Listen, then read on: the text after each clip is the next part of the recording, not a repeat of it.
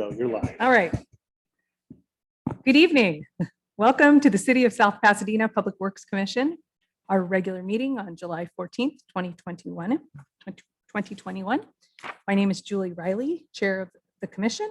I am joined today by Charles Trevino and David Mulling. The South Pasadena Public Works Commission Statement of Civility. As your elected or appointed governing board, we will treat each other, members of the public, and city employees with patience, civility, and courtesy as a model of the same behavior we wish to reflect in South Pasadena for the conduct of all city business and community participation. The decisions made tonight will be for the benefit of the South Pasadena community and not for personal gain. We have a notice on public participation and accessibility. But before that, I would also like to note that Councilmember Evelyn Znaimer is also joining us. She is our council liaison. Welcome. Pursuant to Section 3 of Executive Order N-08-21, issued by Governor Newsom, the regular meeting of the Public Works Commission, July 14th, 2021, will be conducted remotely and held by video conference. Beginning in July, the city will resume in-person public meetings. The in-person virtual hybrid meetings will maintain transparency and public access while protecting the health and safety of the public. Members of the public have the option to participate in person or via Zoom using the link that is available on the city's website. You may listen by calling in to the number that is also available on the city's website. Members of the public may access the meeting to observe the meeting's proceedings. However, at this time, there is no live real-time participation by members of the public. The Public Works Commission welcomes public input. Public comments will be taken live in one of two formats, in person or via Zoom. Members of the public may also submit their comments in writing for Public Works Commission consideration by emailing comments to the address listed on the website. Public comments must be received by 12 noon, July 14th today, to ensure adequate time to compile and post. Written public comments will not be read aloud during the meeting. So we've called this meeting to order. Yes. Okay, we're going to go ahead and do a quick roll call. Commissioner Frank Catania is excused absence for today. Commissioner Sam Hernandez excused absence for today. Commissioner Charles Trevino. Oh, is your mic on? Is everybody's mic on? Thank you. Present. Chair Julie. I'm here. Here, present. And Vice Chair David Malling. I'm here. Okay. Also staff present, we have Deputy Director of Public Works, Gaston Shalai, and Deputy Director of Public Works, Ted Gerber. Present, we also have Operations Manager of Public Works, Garrett Crawford. Myself, Raina Salazar Martin, Public Works Management Assistant. Also in attendance, we have Public Works Director, Shahida Baz.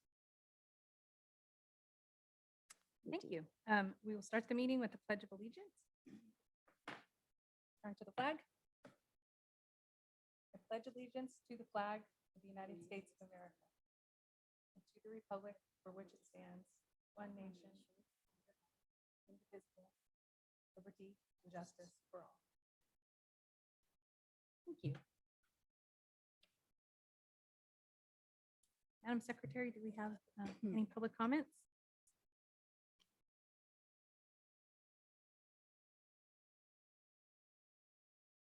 Good evening, everyone. At this time, I'd like to bring Armin Achaparian up, our city manager, to address the commission. Thank you.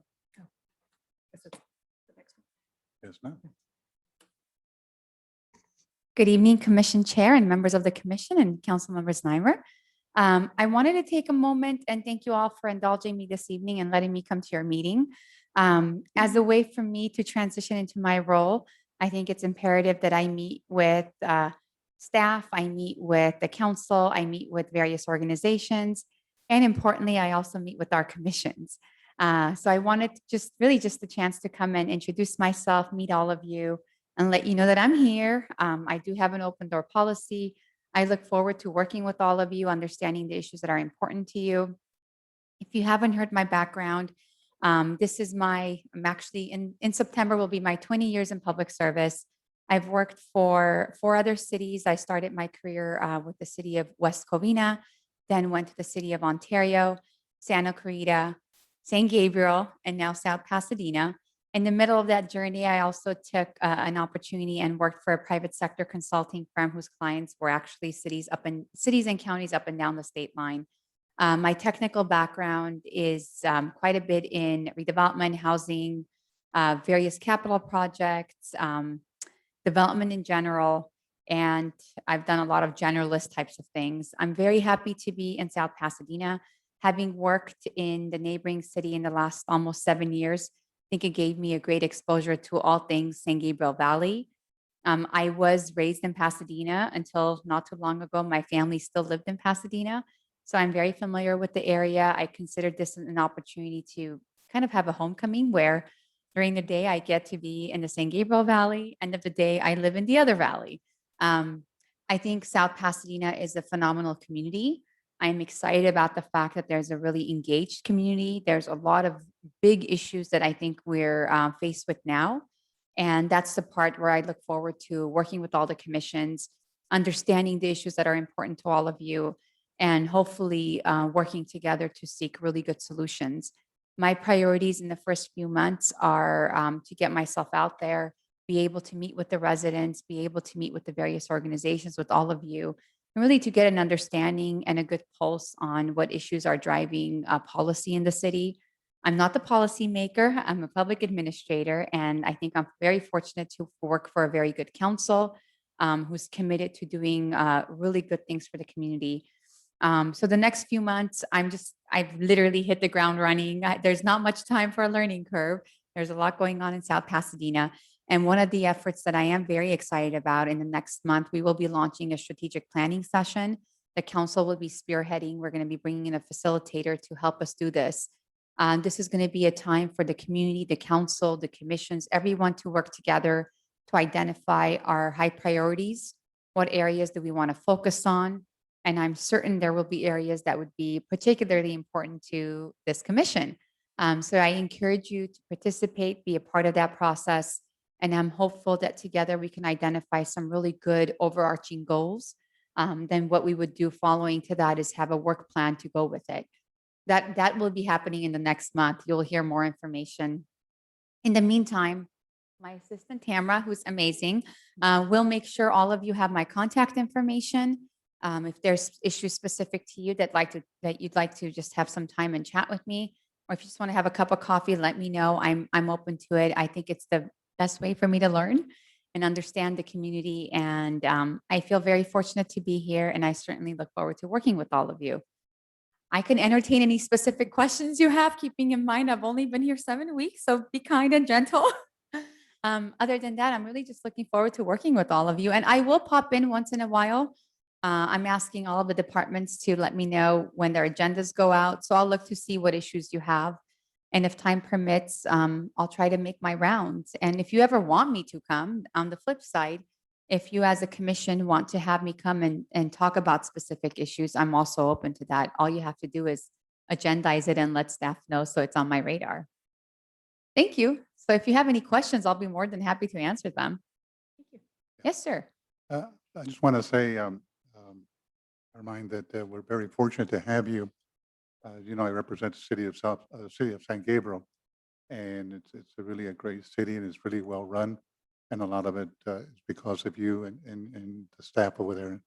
So we're very fortunate to have you. Thank you and welcome aboard. Thank you. Thank you. And I look forward to talking to you about water. Lots of issues about water. I'm learning. Well, thank you. And I look forward to hearing from you. Did you have a question? No, but Madam I'm Chair? looking at Commissioner Hernandez is joining us via Zoom as a member of the public, and he may have a question. I've talked to Armene a few times, and she's wonderful, and I'm great, and I'm thankful that she's on board with us. So thank you for joining us this evening. Thank you. Thank you, Commissioner. Well, like I said, I look forward to seeing all of you soon. And I think you have a great council liaison who's also doing an amazing job. So thank you all and have a wonderful night. Thank you. Thank you. Thank you. Rena, sorry, I went out of order. Public comment? Do you have any? No public comment for this evening. And just a reminder that the Zoom application that we have as a part of the hybrid meeting is strictly just for public participation. So just a reminder. That's a good reminder since I actually read it right before that. Yeah, so Sorry, so that is strictly for public comment, and from this moment on, it is strictly for those that are watching it as spectators. So we are not opening up to public comment. Thank you for that reminder. Thank you. Our next agenda item is discussion items, and we have integrated water and wastewater management plan.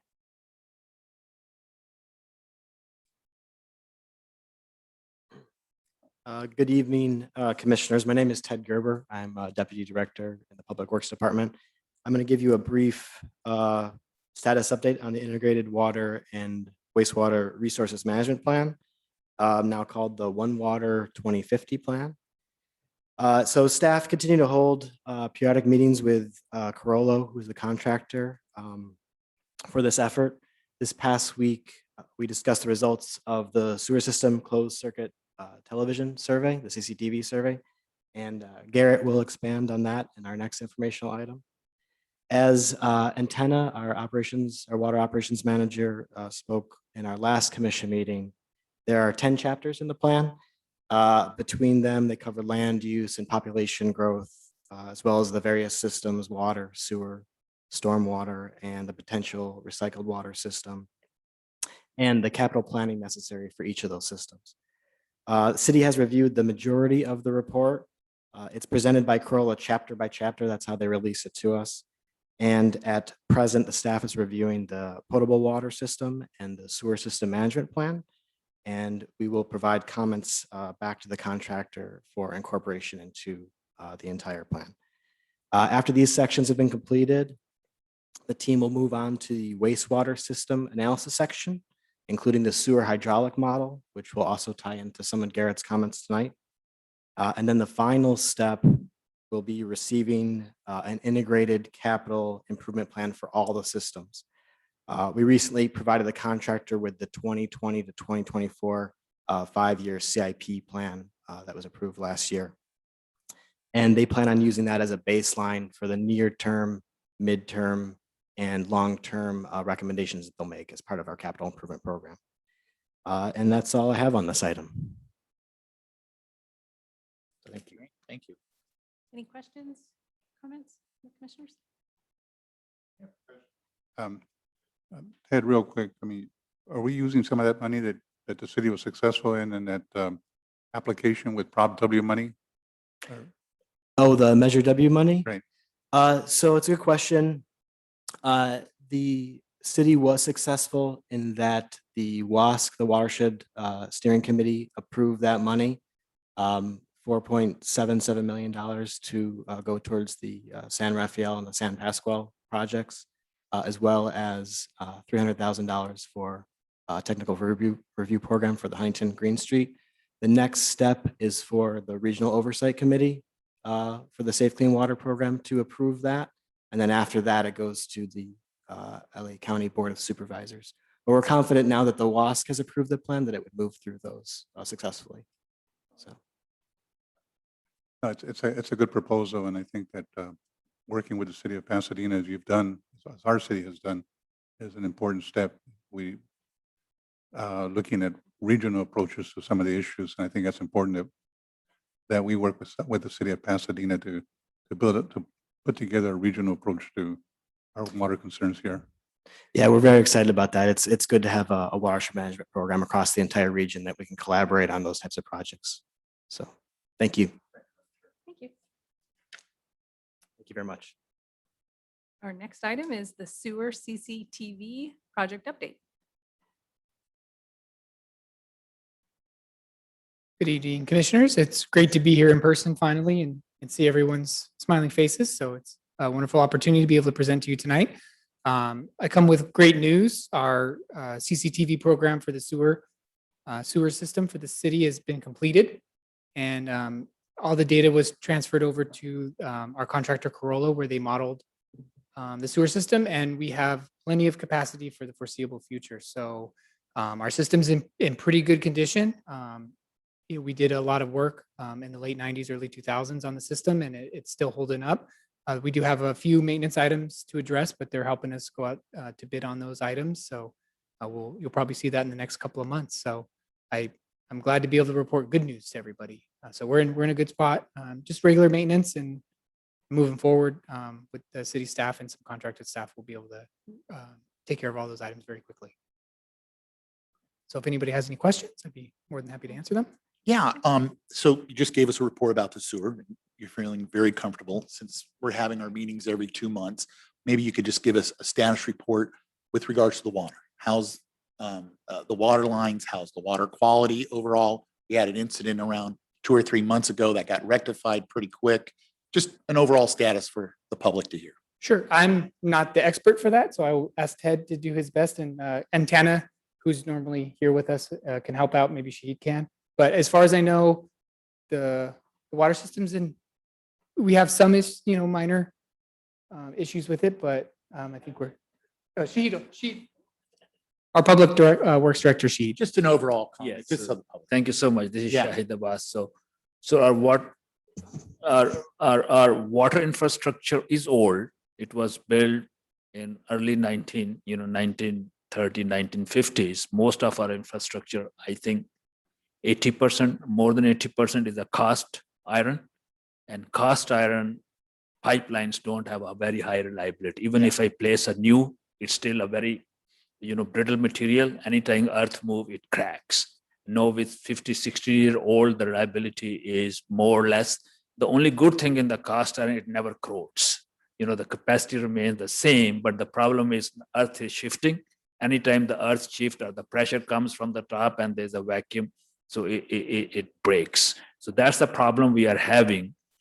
As a part of the integrated waste management one water program, we are going to identify the project where we will come back with the replacement program, and we'll see what we can afford. I think the best thing to place in cast liners of PVC, which will give some more force and strength and reliability to the report, which is the cheapest and most effective option at this point in time, rather than taking the whole pipelines and putting a new pipe. Most of the cities goes with in situ liners, which is of the PVC.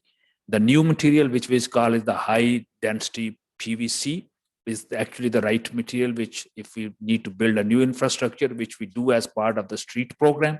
Anytime we do a street program, we replace all the water infrastructure beneath the streets, and we go with HD PVC pipeline, which is really, we really have no breakage in those, because that's a very flexible, long lasting, again, corrosion free materials. That's where we are on the, I think overall, besides our transmission lines, our infrastructure is in good condition. Great. Except West Side Reservoir, which thanks to Council Member Znaimer taking a lead on that, and she solved that problem. So Council did authorize us to go and do a full-blown detailed structural analysis of the project, which is ongoing. We issued an RFP. So we are going to award the contract as soon as we get the RFP back and see what are the replacement options available. At the same time, staff is looking on the possible funding for the replacement of that infrastructure. We expect about $10 million for that. So we have identified a couple of options, which will be like a low interest revolving fund. So we actually, yesterday, we were looking into the federal program, which can give us a loan for 35 years, plus we can extend it to another 5 years, 40 years at a very, very minimal interest rate, starting from 0.5 going up to 2. So that's one option which we are looking. We hope to apply for those funds. And then, of course, the state revolving fund can substitute another 50%. So our chances will be very high if we get 50%, 49% from the federal, then state revolving fund, will have a good chance to secure the loan for those projects. Good. And then I'll just keep on asking, just, to Right. get a status on everything. Trash so far, trash removal, that seems to be going smoothly, no issues there. So trash removal, we only collect trash 3 days a week. Yeah. If we need to go over full days a week, that's an expense about $20,000, 18,000 something. We need to add our contract, which we have not budgeted. We don't have the funds for that. So this problem has actually never occurred. This only occurred just after the pandemic. Before that, we have been working with the same program, and it was not really a serious problem. But what we have done recently, we have installed 2 more additional trash bins on Mission Street. And we also requested the business owners if they can keep a trash inside their business, so their customers use that inside, and we can take care of outside. I believe since then we have not received any complaint once we installed. It's been looking clean. so, Two yeah. more. So I think it works well. We monitor it. And if we need to increase the service, we will find funding and come back, go to the council and get the contract amendment. But so far, I think after that, we are okay at this point in time. Great. Thank you. Shahid, I have a question about the One Water endeavor. Is that a state requirement for communities or or cities? No, it's not a state requirement. The state requirement is we need to have a water infrastructure report, which we do after every 5 years. Mhm. That's a separate report that just for the water, but it's a part of our capital improvement program. So we must identify our need for next 50 years, Mhm. what we need to do so we can plan ahead. Most of the cities do have a program for water projects, plan, sewer, and wastewater. So we combine everything into one and make one project, so they complement each other, they cross each other. So it's much easier to manage for us having a one cohesive plan than having a 3 separate plan. And then whenever we have a project, we have to combine them. Well, it seems like the wave of the future too. No, I think our city will be one of the first one in this region. Other cities I've seen, they have one water program, so we'll be first at least in Southern California, to have a one comprehensive with an outlook of 50 years infrastructure program. Right? Thank you, Madam Chair. Has the city submitted an urban water management plan yet? Yes, we do it after 5. I think we just recently did it. This year we have submitted one. One of the things I want to say regarding that, we in Upper District are making a very aggressive effort to try to get grant money for some of our projects to help out some of the cities. Right. Certainly the city of South Pasadena, with their aging infrastructure you just pointed out, would be a prime candidate for that. I wonder, has the city made any effort to try to, the Biden administration has made a substantial amount of money available for water infrastructure, for projects that would be job creation projects. Has the city looked at maybe getting a grants person to go after some of this money? So no, we really not looked at and start the revolving. But if you send us the information, because sometimes it's by the time we get the information, it is too late. So and there's so much meetings here, so sometimes the staff really don't have time. So if you have information, we look at certain grant application which came from the water districts, like they have some kind of a grant application for the flexible payment system, which we applied and which we received a grant, which is really a very good program. And this is first time the city is going to install a flexible payment on our streets in this coming year. So we intend to continue to apply for that grant. This was our first experience. We were successful. We collaborated with water districts for our water fountain program, so they gave us a lot of funding. And we also collaborated with the program where we're installing the gray water. Yeah, gray water program. So we got that funding. So with the 50% local match, where we going to, it's a test program which water district is doing to test, I think it's 6 houses or 8 houses in the city, which will be installed with the gray water system and see how it works. If it is successful, then they will have a further opportunity for the grants. Monopolize this conversation, but we're looking at substantial reductions on the Colorado River. Colorado River is going to be reduced, and Lake Mead is not going into cutting back on. So 3 states are being cut back on water off of Lake Mead. for us to, in this city, to look at anything that would create additional water beyond the conservation programs, beyond that, I think it's extremely important. And we really, I would love to be supportive of Upper District to help the city to develop an aggressive grants program to try to get grant money for infrastructure in the city. I think it's extremely important. The opportunity is certainly there right now with the Biden administration making quite a bit of substantial money for work creation projects and projects like that. So, yeah, that's just my comment. And if I may say, I think that you're right. So city is doing everything possible to conserve any water. So we have saved about 29 to 30% of water, but further saving is becoming hard. We tried many things, but we didn't have a greater success. Maybe we have hit the peak, what we can save from our residential usage or commercial usage. But the project like Ted mentioned, Arroyo Seco project, that's a big open area. And we were very successful in last year and a half. I think we got the most benefit from this program getting the funding back, because if you look at the ratio of the funding which we should be receiving every year is about $270,000 or $280,000. But we went more than that. We received about $5 to $6 million. So the benefit which we received from the tax which we gave is much higher than any other city, including the city of LA. And if we take the total project into account, once we do the TRP and the TRP say, yeah, these are the viable projects, they will be very strong project for the construction.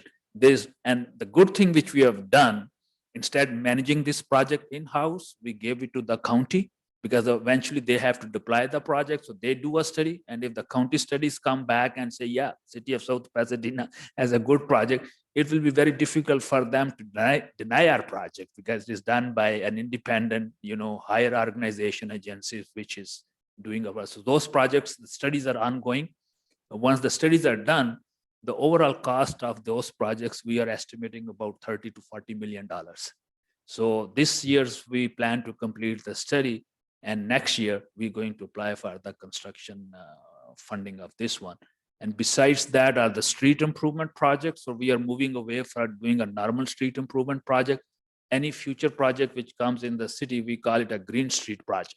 So the green street element will be attached to every street we are going to rehabilitate, which means we are going to rehabilitate our medians, curb lawns, and make them, green, and make sure we don't lose the water. We capture the water and then, reuse those water. The first project, which we think will be coming up, is on Meridian Avenue.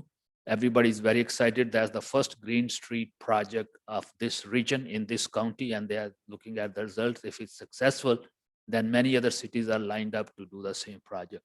But before that, we already have a plan to do a green street project on Fremont Avenue, which we have funding about, I think it's about $16 to $17 million.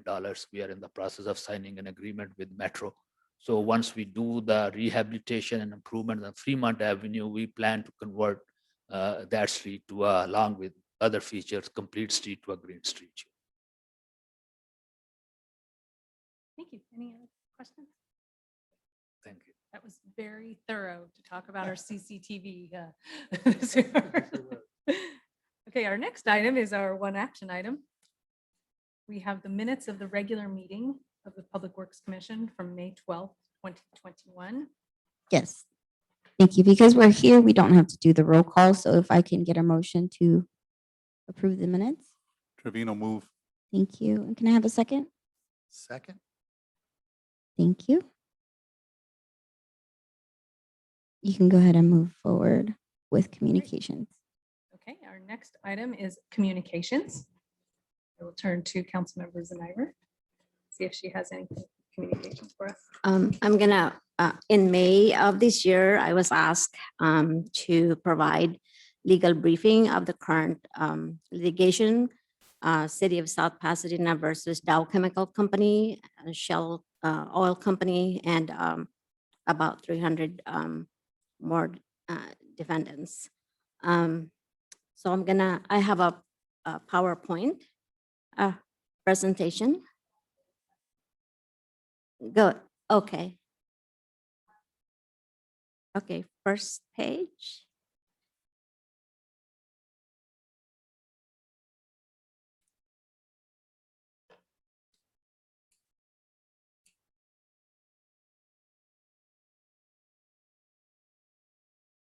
before that, there.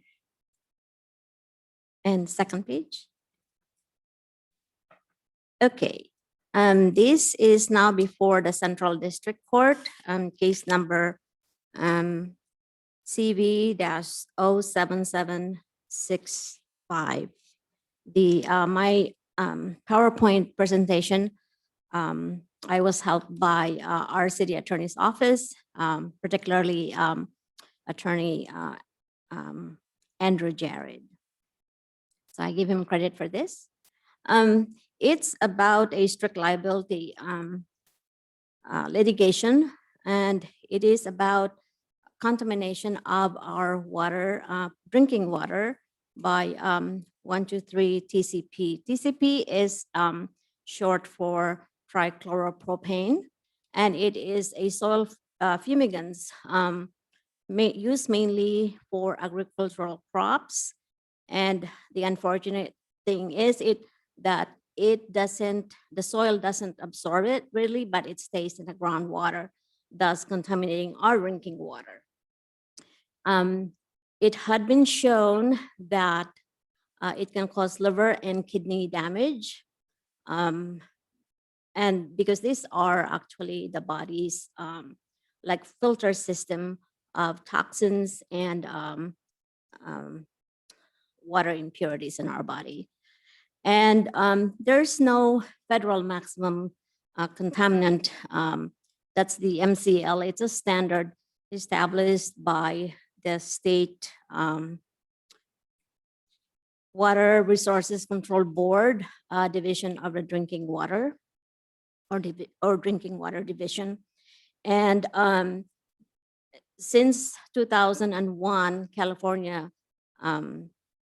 SWRCB started monitoring the TCP contamination, and they found that in the San Gabriel Valley, there were a lot of contamination. And it was determined by the California Water Board that 5 parts per trillion level is the minimum that's detectable in water quality laboratories. In New Jersey, they set a minimum of 30 parts per trillion, and in Hawaii, it's 120 times higher, and it is set as 600 parts per trillion. So our state is really very conservative in protecting the residents' drinking and potable water. Next slide. So we have, they've identified 2 working wells with a contamination of 19 and 40 back in 2001. And we have actually, in the jurisdiction of Charles Trevino, we have 4 active wells located in the San Gabriel water. The Graves well number 2, Wilson well number 2, Wilson well number 3, and Wilson well number 4.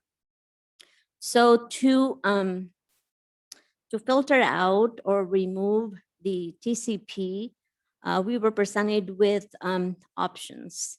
Either the granulated active charcoal, which actually filters out the TCP, and at the approved treatment location at the wellhead. And also the other option is to drill a new well, but this is not feasible, or remove well from the usage, which would leave us with no water and procuring water from the Metro Water District at a significantly higher cost.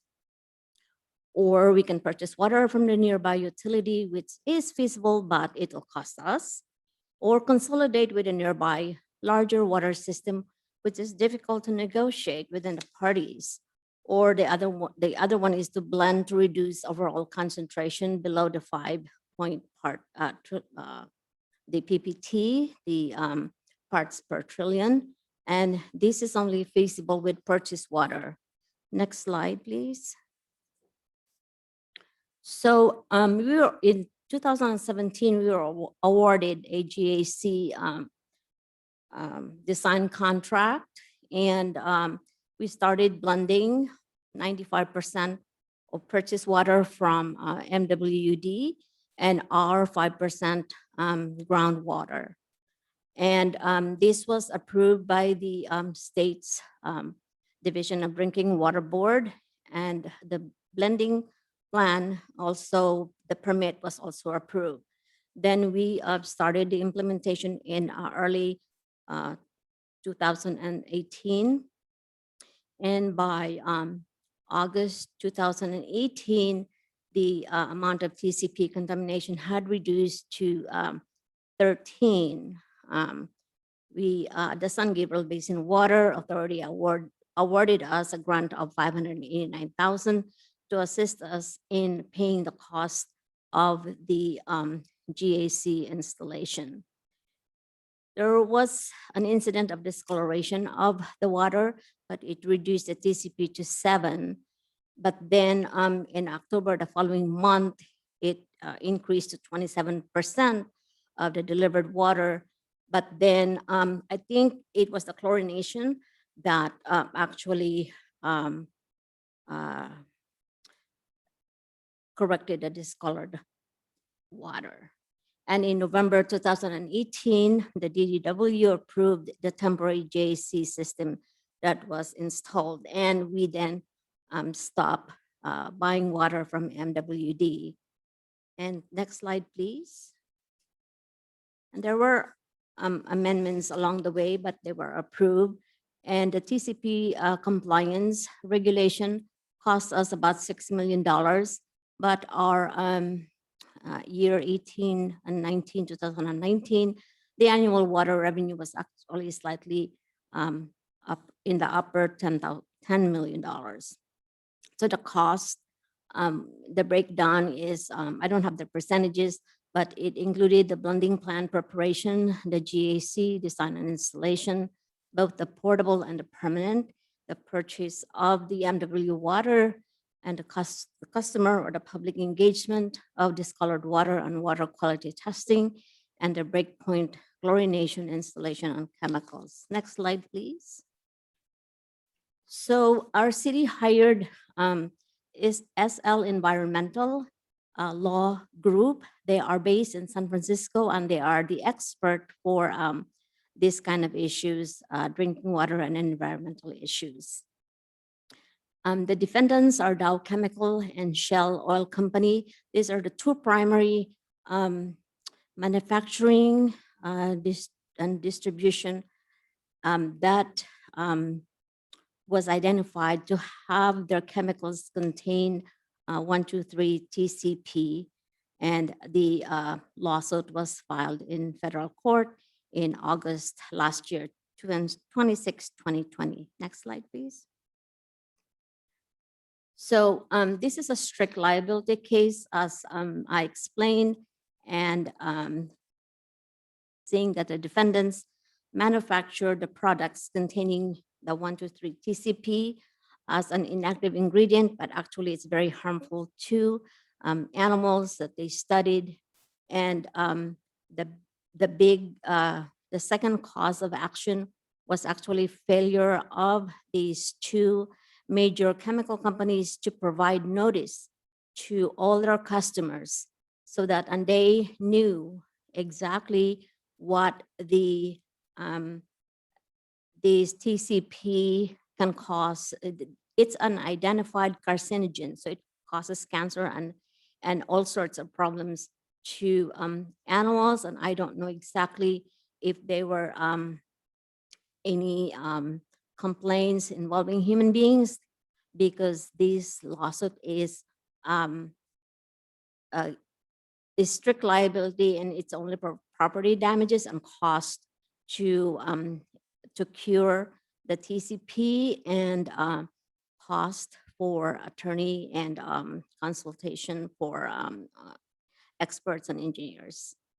So we are also asking for compensatory damages.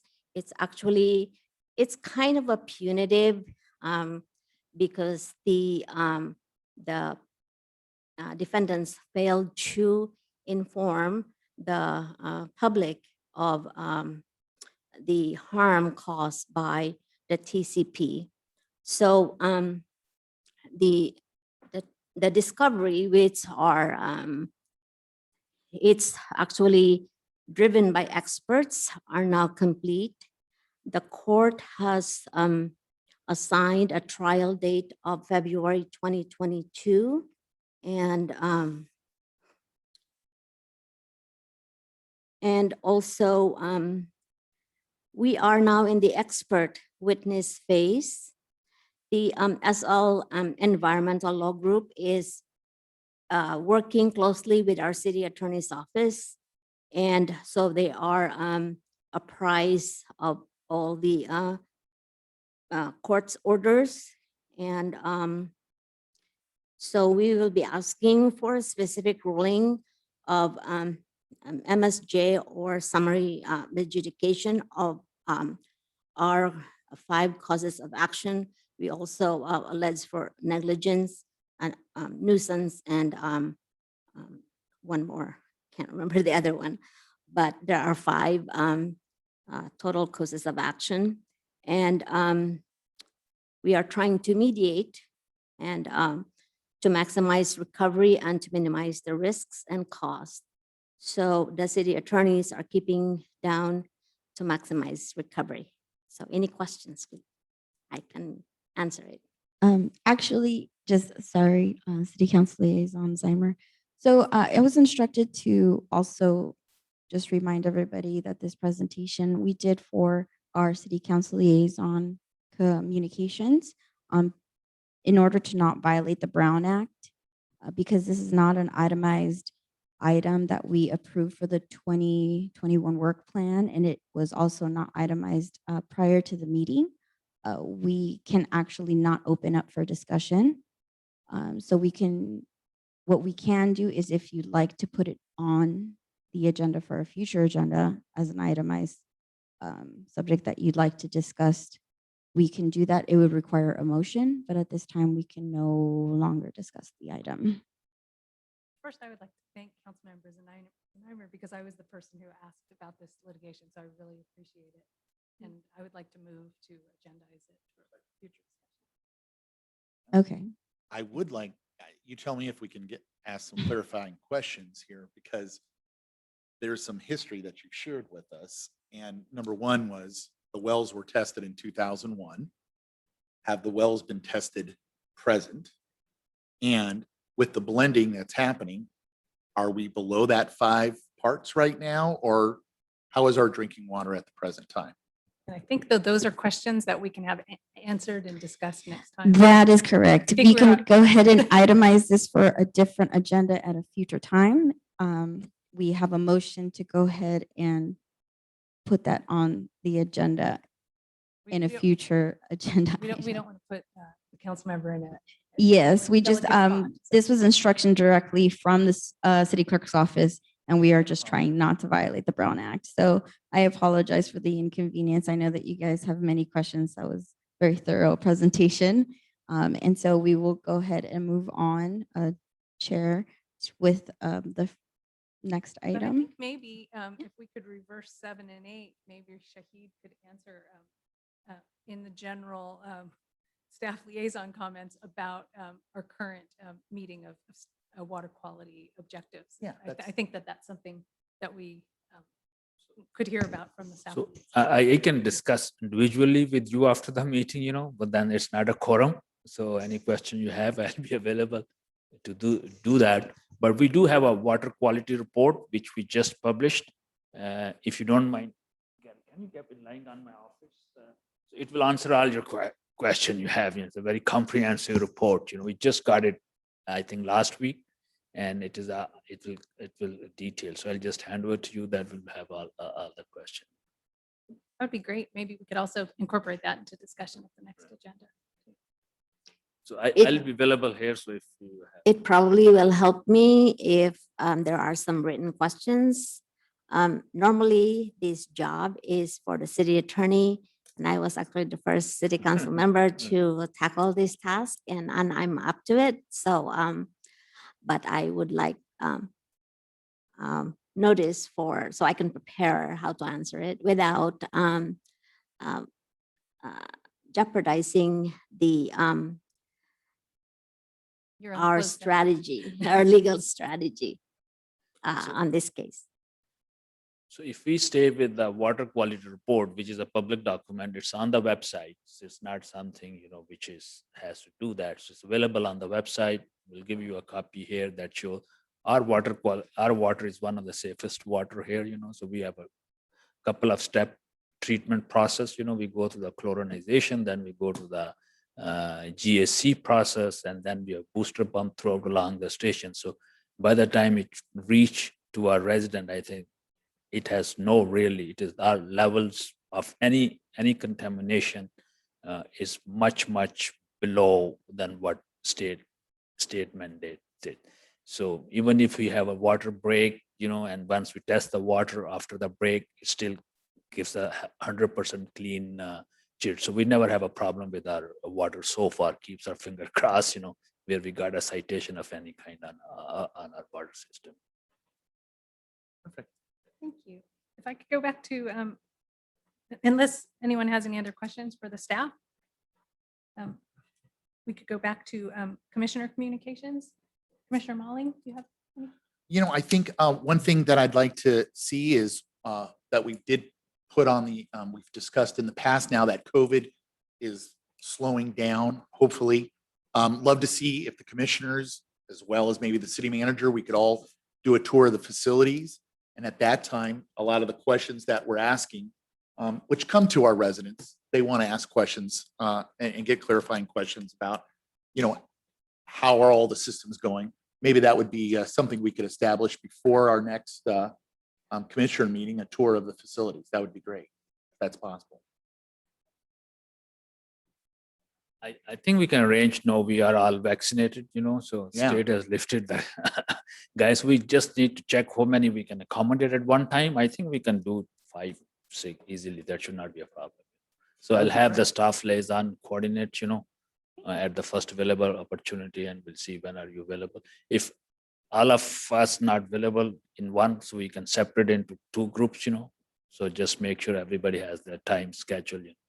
We can work. So That'd be perfect. I think the agenda that I'd like to, really promote with this Public Works Commission is the residents want to hear from us on how's the trash, how's the water, how's the sewer systems, how are we doing? And as long as we can provide a kind of a form, not so formal technical, but more of a easy approach, Right. so that the residents can understand that, hey, water system is doing well, sewer system's doing fine, as well as the trash system, we like the current service. I think that's what the residents want to hear. So I think whenever we are talking for these meetings, if we can also just share quick updates saying, hey, it's all good, that'd be a beneficial idea. So we have a lot of ongoing programs which deal with environment, which includes Yeah. trash, other, and we are very aggressive in arranging workshops, education based, websites. So we do those. So I'll have RP come one of the meeting and just as a staff give you an outlook of our environmental based program, which basically falls with NREC, but certainly we all can benefit, what city is doing and from your input into the Perfect. That'd into be the great. program. Thank you. We can do that. Commissioner Trevino? Thank you, Madam Chair. I was just thinking about we had a very vigorous discussion at Metropolitan on a few months back on emerging contaminants, which is an issue that everybody has to contend with. Now we're talking about PFAS and the issue of PFAS and how I don't think it's come this far yet. I don't think it's really affected us here, but it's certainly something for us to think about.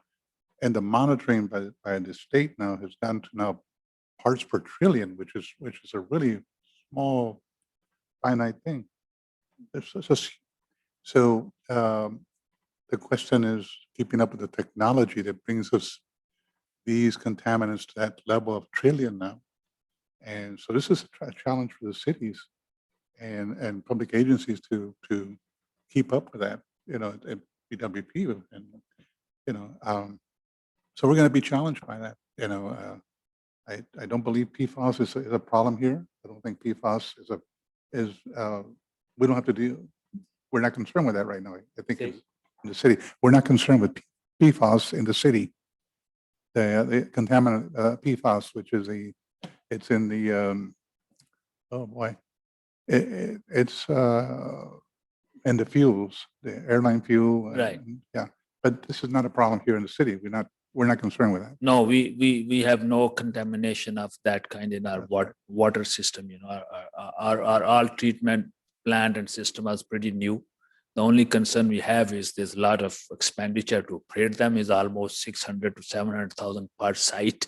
So we're talking about $1 million almost every year, depending upon but the good thing, I think we got a grant about $2 million just recently, which will cover our this GAC replacement for the next couple of years.